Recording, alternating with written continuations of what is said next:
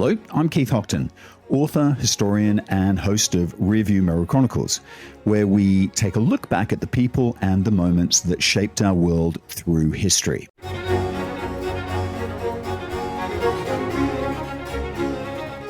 Hello. Statistically, U-boats were on something very close to a suicide mission. That's the stark judgment of historian Roger Moorhouse in his recent book, Wolfpack: Inside Hitler's U-Boat War, which examines the fate of Hitler's submarine crews during the Second World War. If you've never seen the film Das Boot, you really should. It remains one of the most popular, powerful war films I think that's ever been made, because it places the viewer directly inside the claustrophobic, nerve-shattering world of a German submarine during the Battle of the Atlantic. Directed by Wolfgang Petersen, it's a film that achieves an extraordinary amount of realism through its cramped sets and religious tension and documentary style cinematography that actually makes the audience feel as though they're trapped inside the steel hull alongside the crew. It's a profoundly moving film. And I think what makes it so compelling is that it refuses to present submarine warfare as heroic adventure. Instead, what it shows is the boredom, the fear, and the grinding psychological pressure of life deep beneath the Atlantic Ocean. You know, the sailors are not portrayed as ideological fanatics, but as exhausted, frightened young men serving aboard a Type 7 U-boat, trying simply to survive another patrol. And I think the result is a portrait of submarine warfare that is tense, morally ambiguous, and deeply human, which is why the film is still widely regarded as one of the most authentic war films ever made. So Roger Moorhouse tells the real story behind that world. His account of the U-boat war, told largely from the German perspective, is a tale actually filled with scurvy and sleep deprivation, terror, and occasionally acts of surprising kindness between enemies who were otherwise trying to sink one another. And to understand how this began, we have to go back to the opening of the war in 1939. One might imagine that the German High Command viewed the submarine fleet as a potential war-winning weapon. And in fact, the surprising answer when I started this research, or the conclusion rather, was no. At the outbreak of hostilities, the U-boat arm was slightly out on a limb, a little neglected, and not especially fashionable within the German military establishment. Yet, under the leadership of Karl Donitz, it would become the most dangerous naval force Germany had ever possessed. During the Battle of the Atlantic, Donitz developed the tactic that would make the submarines so feared that they became the famous Wolfpack. So instead of operating alone, groups of U-boats coordinated their attacks on Allied convoys crossing the Atlantic. And the idea was brutally simple. One submarine would find a convoy and shadow it, sending radio signals to others. Then, often under the cover of darkness, the pack would converge and attack together, overwhelming the escorts and striking repeatedly at the merchant ships that carried Britain's food, fuel, and war material. And for a time, this strategy came dangerously close to strangling Britain's supply lines. But when Donitz first took charge of this submarine arm in 1935, he actually spent years trying to persuade his superiors that submarines could be that decisive. His argument was straightforward. If Germany could destroy enough Allied shipping, Britain could be starved into submission, or at the very least, forced into a negotiation. The problem was that he faced very stiff competition for resources from every other branch of the German military. Steel, manpower, shipbuilding capacity, all of it was incredibly scarce. And in that struggle, the submarine service often lost. In his memoirs, Donitz later complained that many of his superiors were what he called continentally obsessed. And by that, he meant that they were fixated on the land war, particularly the dream of conquest in the East. Their attention, their planning, and their resources were focused overwhelmingly on the army.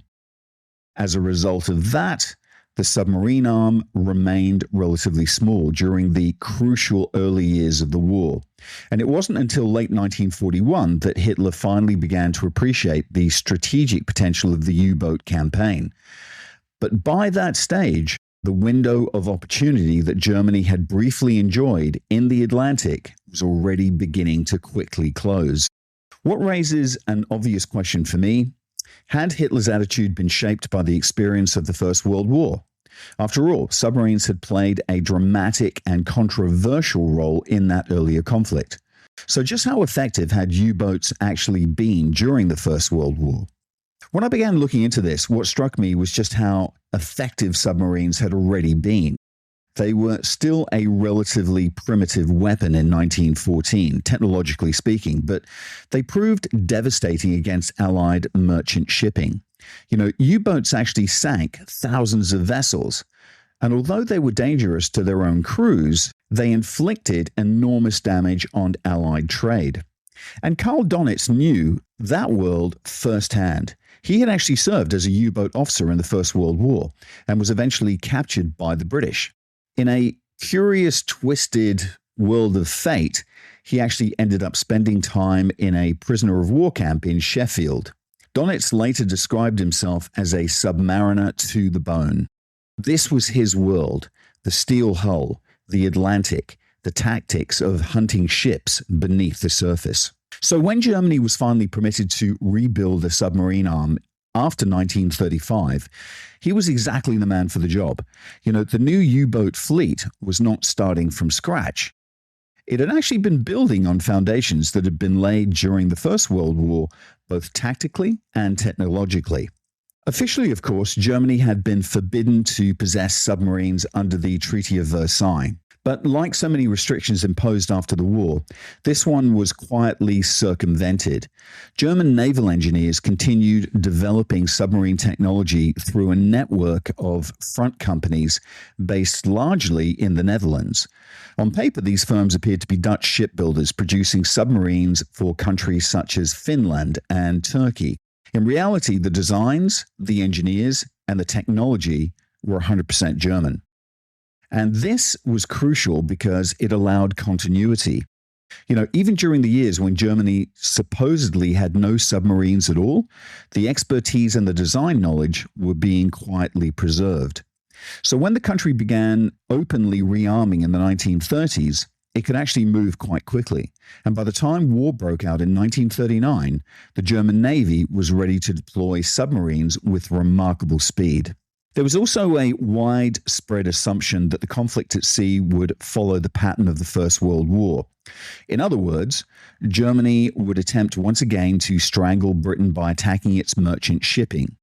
For that reason alone, the British moved quickly to revive the convoy system almost immediately after the outbreak of war. Convoys had proved effective in 1917 and 1918. Grouping merchant ships together under naval escort as they crossed the Atlantic. In the early months of the Second World War, the system was still evolving. The defensive element, the escorts protecting the convoys, and the later offensive tactics used to hunt submarines all took time to perfect. But the principle itself was in place from the first days of the war. Even so, the opening weeks of the Second World War brought some serious shocks.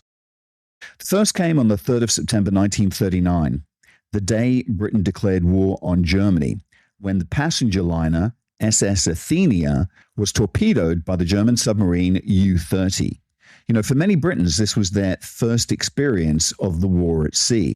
The second shock followed only a few weeks later, on the 14th of October 1939, when the German submarine U-47, commanded by Günther Prien, penetrated the Royal Navy's supposedly secure anchorage at Scapa Flow and torpedoed the battleship HMS Royal Oak. The loss of life on that one attack was appalling. 833 sailors were killed when the ship capsized and sank within about 15 minutes. From the German perspective, it was an absolute triumph. From the British perspective, it was a profound humiliation. Koreans' submarine had literally slipped through what was believed to be one of the most secure naval anchorages in the world.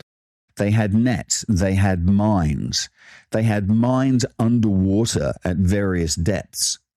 It must have been the most incredibly hard thing to maneuver, your submarine past these nets, past these mines, and then sink this phenomenal battleship. And because it sank so rapidly, it actually trapped hundreds of the men below decks, who then drowned. The psychological impact in Britain was enormous.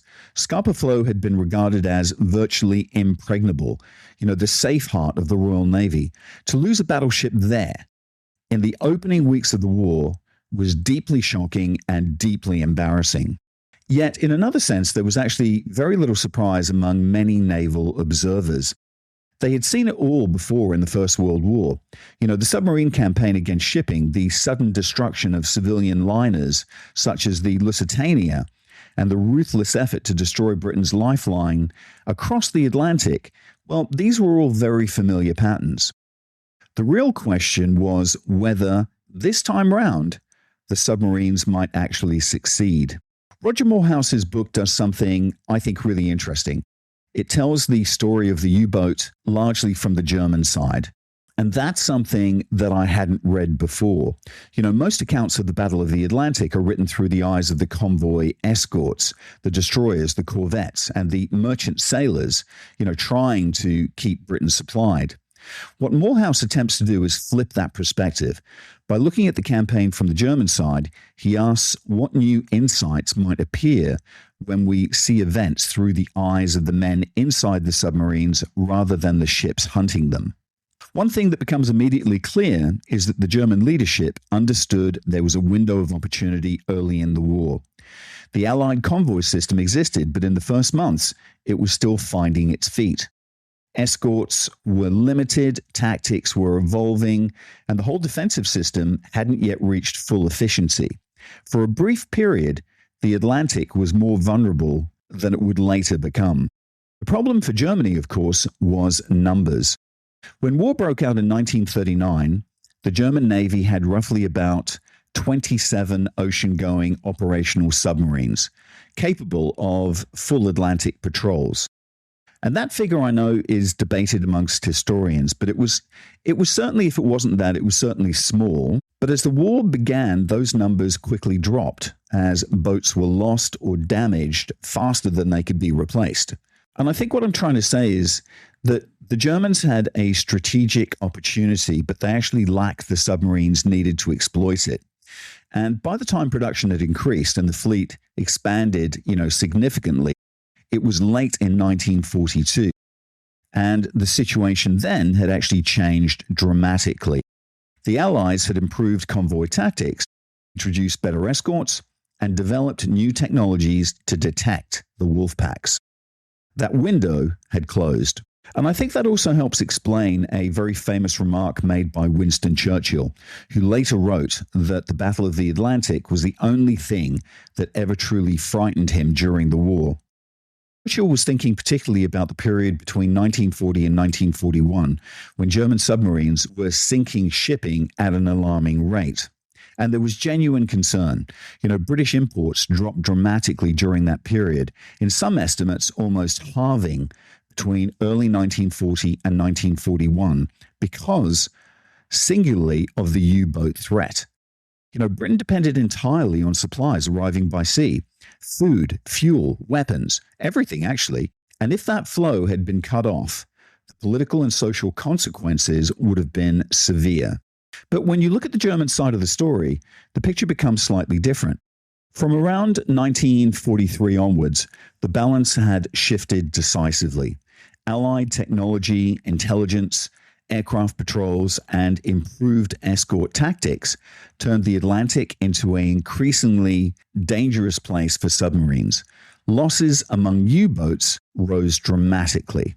But by that stage, the campaign had become, in the words of some historians, almost a turkey shoot.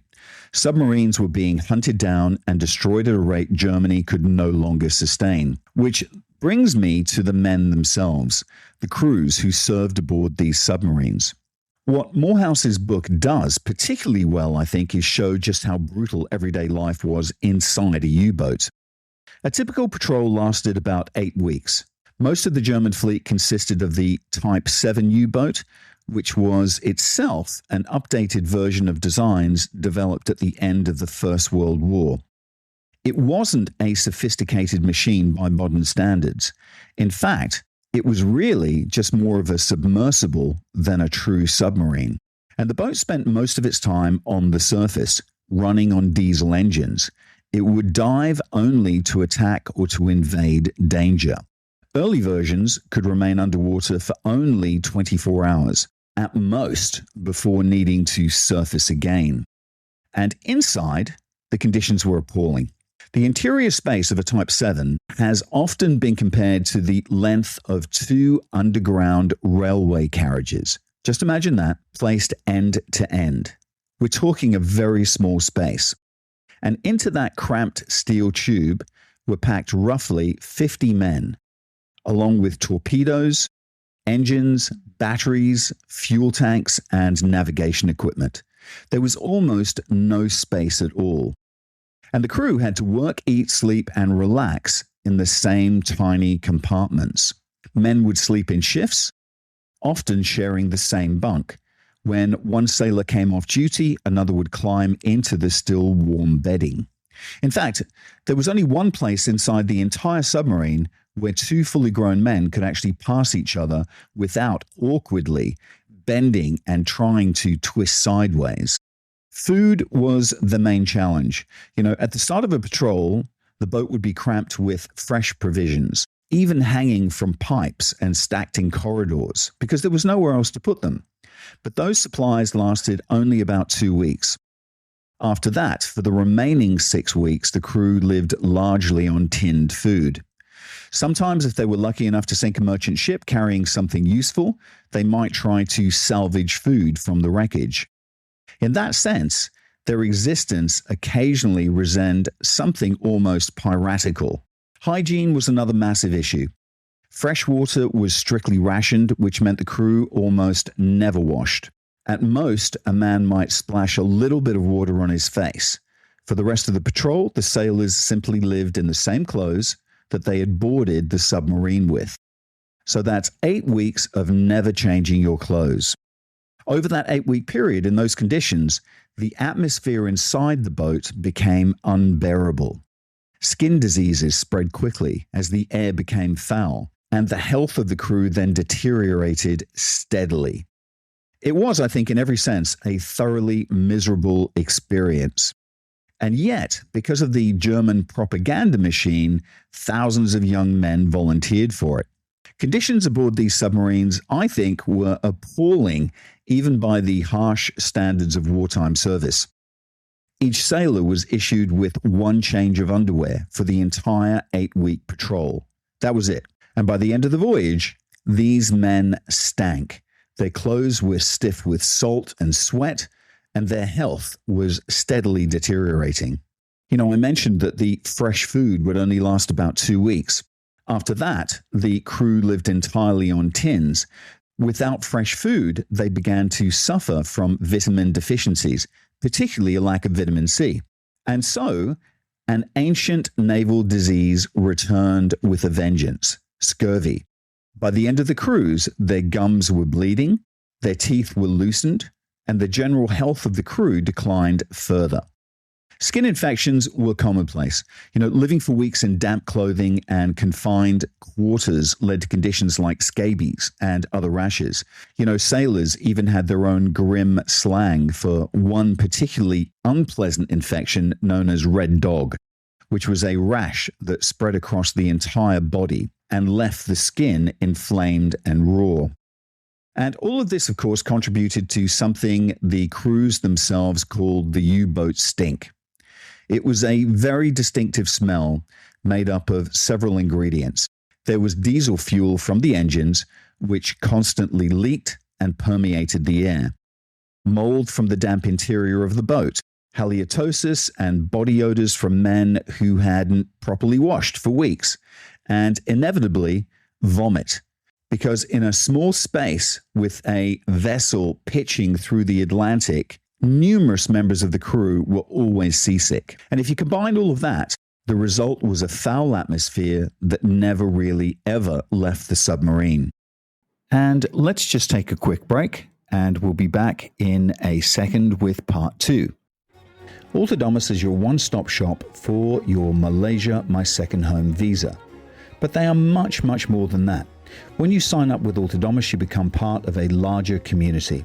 A community that actually cares about you and your family in Malaysia. And that's important when you move to a new home. For more information, go talk to TG or WhatsApp him on +60 12 49 37 270 or visit their website penangmyhome.com. And we're back. Sleep deprivation would have added another layer of strain.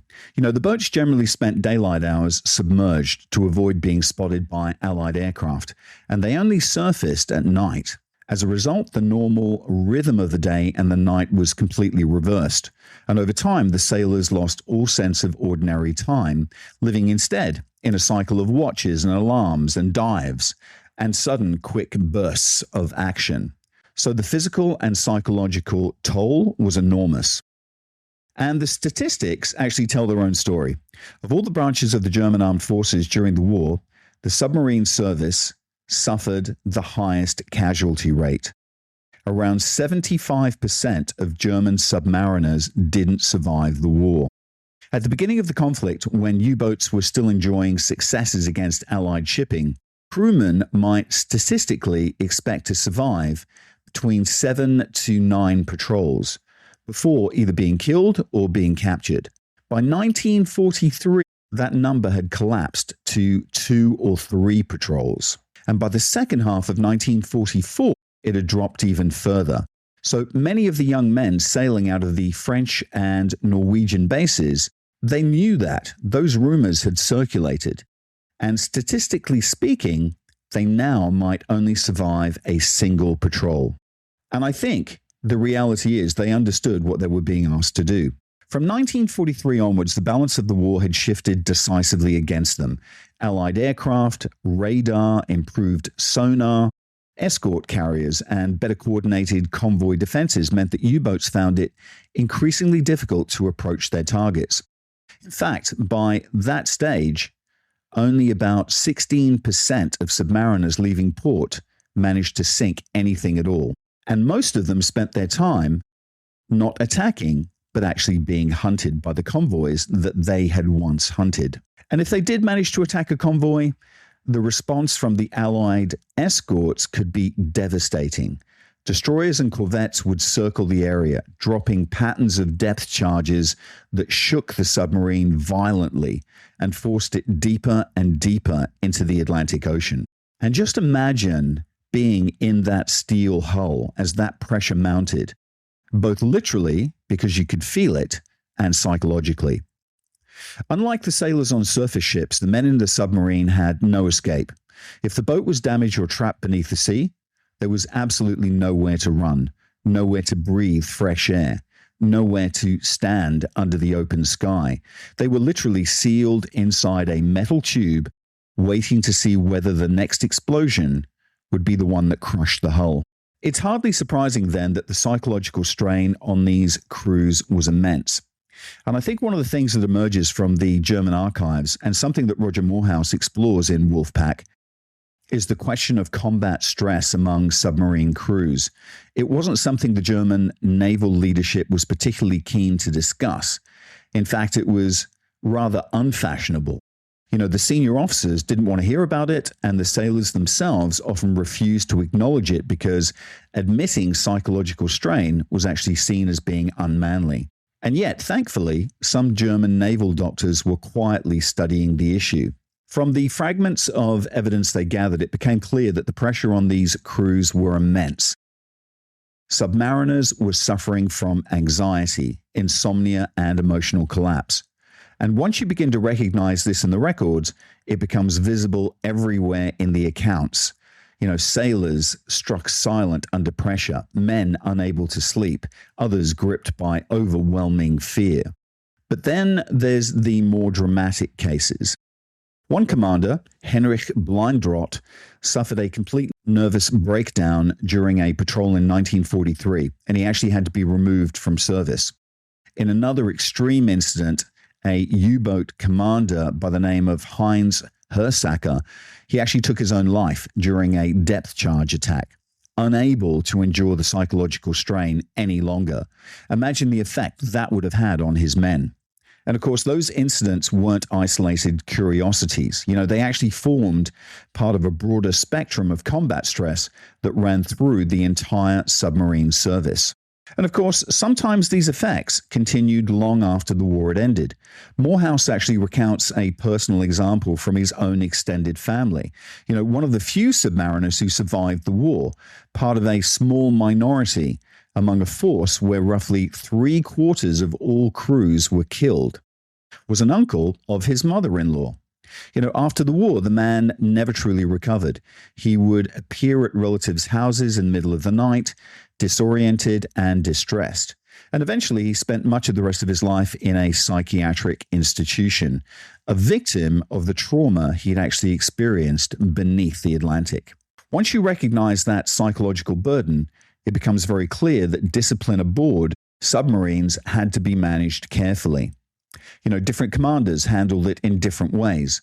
Some officers ruled their boats through sheer authority, shouting orders and constantly reminding the crew of their rank and power.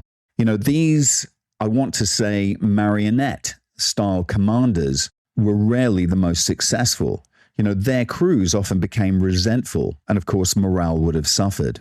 By all accounts, the most effective boats were usually those where the commander fostered a strong sense of camaraderie.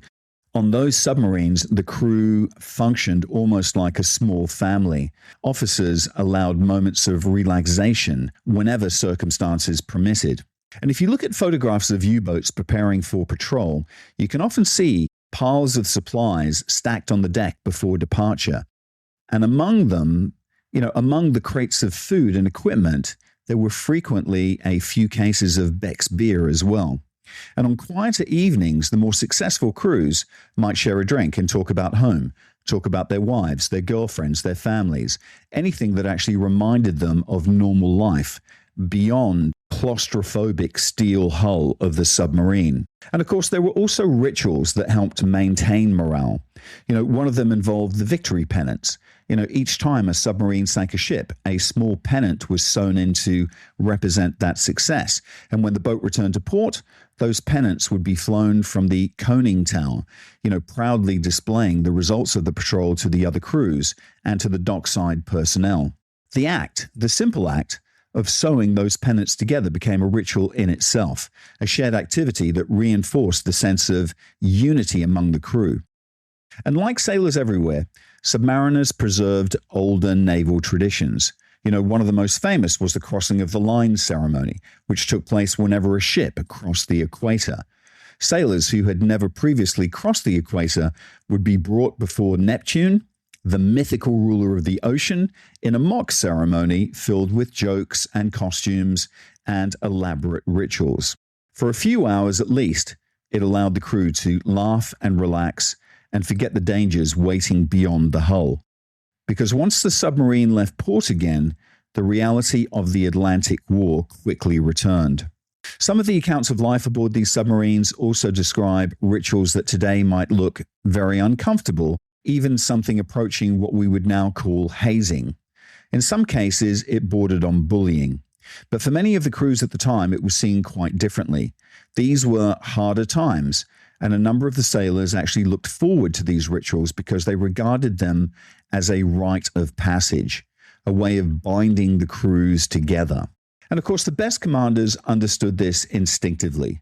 They tried to create a sense of shared identity inside the submarine. They organized social evenings where circumstances allowed, encouraging conversation, humor, and small traditions that made the boat feel, I suppose, less like a prison and more like a tight-knit community. Camaraderie was not simply pleasant. I think it was essential survival in such extreme environments. But the question of how these crews behaved at sea raises a more uncomfortable issue. In a feature written for BBC History magazine, Roger Moorhouse actually explored the long-standing debate about whether the German submarine service conducted what some people have called a relatively clean campaign at sea, especially when compared to the atrocities committed by German forces, on the Eastern Front of World War II. The answer, as with much in wartime history, is a little bit complicated. There's one incident in particular that casts a long shadow over this discussion, and it involves U-852 and an event that took place in 1944. U-852 left the French Atlantic base in the spring of that year, heading south into the Atlantic. Its destination was the Indian Ocean, part of a broader German attempt to extend submarine operations far beyond, European waters. While sailing between West Africa and Ascension Island, the submarine encountered a Greek merchant ship, the SS Peleus. The U-boat tracked the vessel for several hours and then after nightfall fired torpedoes and sank it, which was entirely in keeping with its orders. But what happened next was actually far more disturbing. As was common practice, the submarine then surfaced after the sinking. U-boat commanders often tried to question survivors in lifeboats to learn the ship's name, its cargo, its destination, information that could then be entered into the patrol log. Commander of U-852, Heinz Eck, made a very different decision. He ordered the submarine back into the debris field where wreckage, lifeboats, and survivors were floating in the water. Then he instructed his crew to open fire with machine guns, shooting into the darkness at the debris and the men clinging to it. That attack actually took place in the middle of the night in open Atlantic waters. Sailors on the deck of the submarine fired indiscriminately into lifeboats, rafts, and floating wreckage where they could see survivors struggling to stay alive. The reasoning behind Eck's decision appears to have been a mixture of fear and calculation. Allied aircraft were increasingly dominant over the oceans by 1944. Debris floating on the surface could reveal the site of a sinking and lead patrol aircraft directly to the submarine responsible. Eck had reportedly been warned before his departure to avoid leaving any trace behind whatsoever. So in his mind, destroying the wreckage might actually conceal the attack. Look, whether that explanation mitigates the act is another question entirely.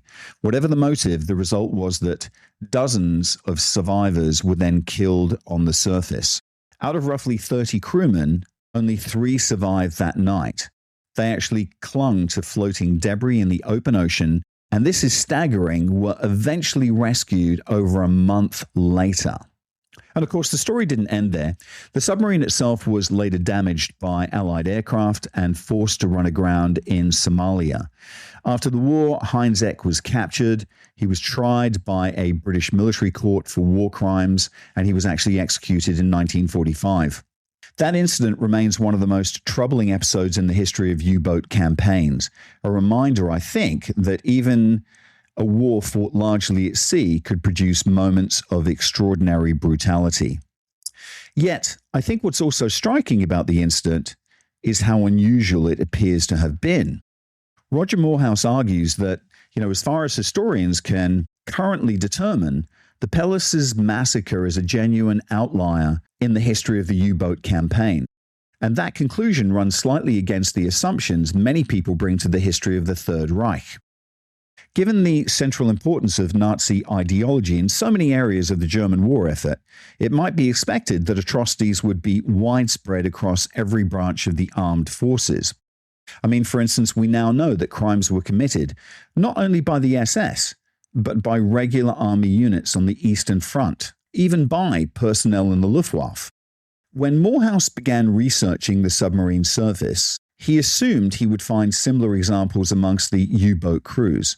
But in fact, the Peleus incident is the only clearly documented case of a deliberate massacre carried out by a German submarine during the war. And look, there may be others that were never recorded. A ship could be sunk with all hands lost, and the submarine responsible itself actually might be destroyed later during the patrol, leaving no evidence behind whatsoever, no logbooks, etc. History is full of such silences. But based on the records that survive, which is all that we can go off, the Pellis case appears to be exceptional. And if that's true, then it raises an interesting question. Why should the submarine service have behaved differently from other branches of the German military? And I think part of that explanation may actually lie in the character of the Kriegsmarine War, the Navy War itself. Like the rest of the German armed forces, its crews came across a broad section from German society. Some sailors were committed Nazis, others were opposed to the regime, and I think many actually fell somewhere in between. As in most militaries, the majority simply did what was expected of them, following orders and conforming to the behavior of those around them. But the Navy also inherited an older maritime tradition, something that historians sometimes describe as the solidarity of the sea. For centuries, sailors had shared a basic understanding that the ocean itself was the common enemy. Storms, cold water, and effectively isolation could kill anyone regardless of nationality. And because of that, naval warfare had often been carried and held to a certain code of conduct. The objective in the U-boat campaign was to sink ships, to destroy tonnage, and to cut Britain's supply lines. And that alone was deadly enough. More than 30,000 Allied merchant sailors were killed during the war, a figure remarkably similar to roughly 30,000 German submariners who also lost their lives. But the deliberate killing of survivors after a ship that had already been sunk, well, I think it's extremely rare. In fact, there are numerous accounts of the opposite behavior. When circumstances allowed, U-boat commanders sometimes surfaced after an attack and assisted the sailors that they had just shipwrecked. They might provide blankets, food, or water, and in some cases, they actually treated the wounded men or helped organize the lifeboats. At the very minimum, they might give directions, pointing survivors towards the nearest land. And I think it's a really strange and paradoxical form of warfare, men trying to destroy each other's ships, yet still recognizing a certain shared fate on the open sea. And look, there's some remarkable stories that illustrate this strange maritime code. One of the most extraordinary examples that I came across was U-30, commanded at the time by Captain Fritz Julius Lemp. After striking a merchant vessel in rough seas in the western approaches off Ireland, the commander realized that the survivors in their lifeboats were in serious danger. The Atlantic was heavy, and the small boats were struggling to stay afloat. So instead of simply leaving the scene, the submarine crew attached lines to the lifeboats and towed them towards the Irish coast, a journey that actually took more than 24 hours. It sounds almost absurd when you think about it. A submarine, having just sunk a ship in wartime, then spends an entire day towing the survivors back to safety. And yet incidents like this were not entirely unique, They reflect that older naval tradition, the idea that even in war, there was still some duty towards sailors who had been cast into the sea. But this fragile code reached breaking point in 1942. The turning point came with the sinking of the British troopship RMS Laconia by U-156, commanded by Werner Hartstenstein. After torpedoing the ship in the South Atlantic, Hartstenstein discovered that many of the people in the water were not only British, but also Italian prisoners of war, Germany's own allies. Shocked by the scale of the disaster, he actually surfaced and began organizing rescue efforts. Other German submarines were summoned to assist, and the U-boats even broadcast messages in English over the radio announcing that they were conducting a rescue operation. Large numbers of survivors were taken aboard submarines or towed in lifeboats. And then, tragically, in the middle of this amazing humanitarian effort, an American aircraft attacked the submarines, despite the fact that they were clearly engaged in rescuing survivors. And this attack absolutely stunned both German and British command. In response to that one attack by that one American aircraft, Karl Donitz issued what became known as the Laconia Order. The instruction was blunt. From that moment forward, U-boat crews were forbidden from assisting survivors of ships they had sunk. Submarines were to leave the scene immediately and concentrate solely on military objectives. It wasn't, at least in Donitz's view, an act of cruelty, but one of necessity. If submarines could be attacked while attempting rescue missions, then helping survivors had become too dangerous. Even so, that order marked the end of that older maritime tradition. And I guess this brings me to a rather surprising conclusion that Moorhouse actually reaches as well in his research. When you look across the different theaters of the Second World War, from the mass killings in Poland to the atrocities committed on the Eastern Front, the submarine war in the Atlantic appears, comparatively speaking, to have been one of the cleanest theaters of the conflict. It doesn't mean that it was humane. I'm not saying that. Tens of thousands of sailors died in the cold waters of the Atlantic. Merchant seamen were torpedoed without warning.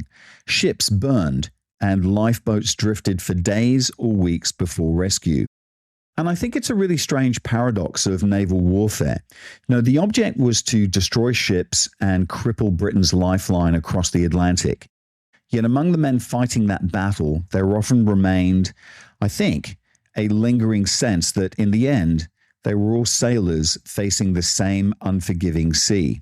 In the end, when you step back and look at the whole campaign, there is perhaps an element of what we might cautiously call victor's justice in the way the submarine war has been remembered. Roger Moorhouse makes this point gently in the conclusion of Wolfpack. His book focuses deliberately on the German experience, but when you widen that lens and compare the Atlantic War with what was happening elsewhere, the picture becomes a little bit more complicated. Let me take the Pacific, for example. The United States built a highly effective submarine force that carried out exactly the same strategic mission against Japan that Germany was attempting against Britain.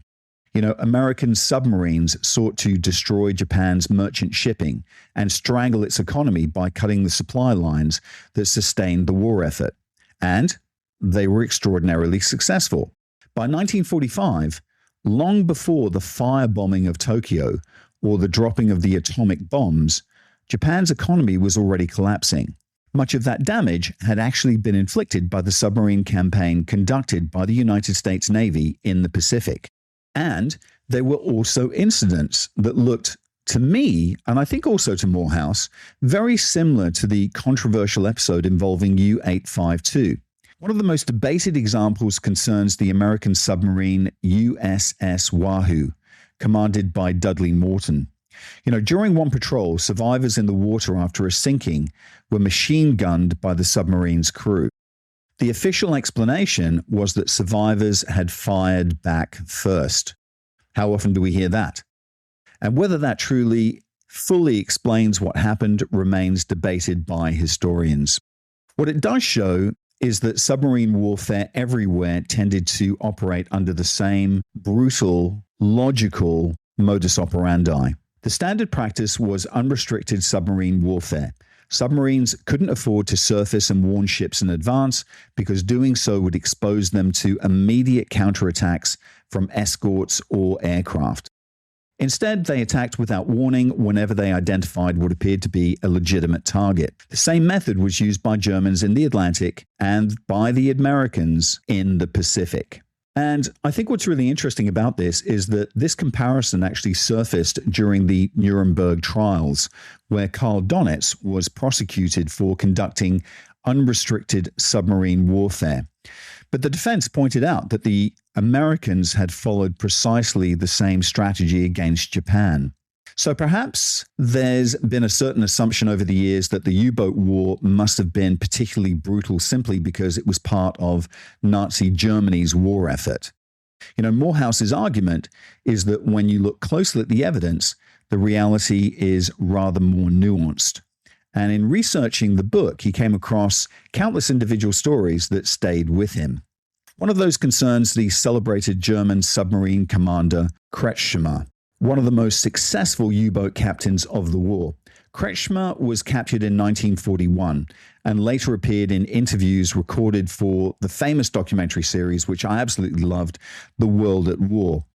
During one patrol in the Atlantic, his submarine attacked a convoy at night. Afterwards, as was sometimes done, the submarine surfaced to see whether there were survivors and perhaps also gather information about the ship that had actually just been sunk.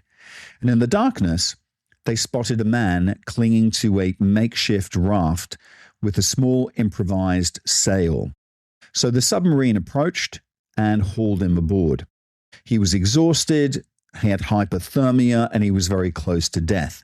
So the crew took him below, they treated him, they gave him food, they gave him rum, and gradually he began to recover his senses. And when he finally came round, he looked around at the men helping him and exclaimed with relief that he was grateful to have been rescued by a British submarine. "Thank God," he said, "those Nazi swine sank our ship." The German sailors apparently looked at one another, quite unsure how to respond. Eventually, they encountered lifeboats from the same ship and prepared to return the man to his fellow survivors. As he climbed up through the conning tower to leave the submarine, he suddenly noticed the commander's cap, complete with the German eagle and swastika badge of the Kriegsmarine. And there was a brief moment of stunned realization. Only then did he understand that the same men who had actually sunk his ship were the ones who had just saved his life. And it's a strange little story, almost comic in its way, but I think it captures something about the early years of the Atlantic War. Even in the middle of a ruthless campaign to destroy shipping, there were still moments when the older traditions of the sea briefly surfaced. This episode of Rearview Mirror Chronicles is brought to you by Entrepot Publishing, the home of independent storytelling. We publish books that celebrate history, art, and the extraordinary people who make life fascinating. You can find our titles and maybe your next great read at entrepotpublishing.com. Thanks for listening in, folks. Bye for now.